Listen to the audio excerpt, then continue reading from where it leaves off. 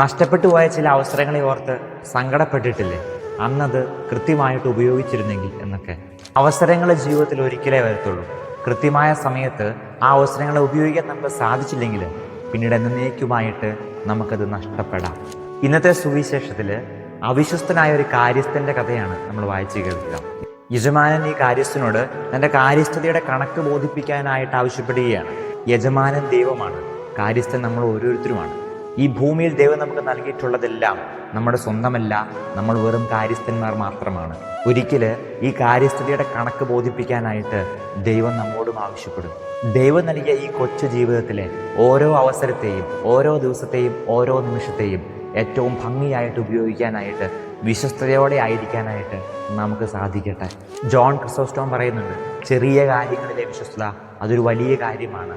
Mother Teresa ഇപ്രകാരം പറഞ്ഞു വയ്ക്കുന്നുണ്ട്, ചെറിയ കാര്യങ്ങൾ വലിയ സ്നേഹത്തോടെ ചെയ്യണമെന്നുള്ളത്. അന്ന് അങ്ങനെയൊക്കെ ചെയ്യായിരുന്നു, കുറച്ചുകൂടി മെച്ചപ്പെട്ട് ജീവിക്കാമെന്നൊക്കെ ഓർത്തുകൊണ്ട് അനുദപിച്ചിട്ട് കാര്യമില്ല. കിട്ടുന്ന ഓരോ അവസരത്തെയും അത് ഏറ്റവും വിശ്വസ്തയോടെ ജീവിക്കാനായിട്ട് നമുക്ക് സാധിക്കട്ടെ. അതുകൊണ്ട് ഞാൻ എൻ്റെ ദൈവത്തോടെപ്പോഴും വിശ്വസ്തനായിരിക്കുമെന്നൊരു തീരുമാനമെടുക്കാൻ നമുക്ക് സാധിക്കട്ടെ.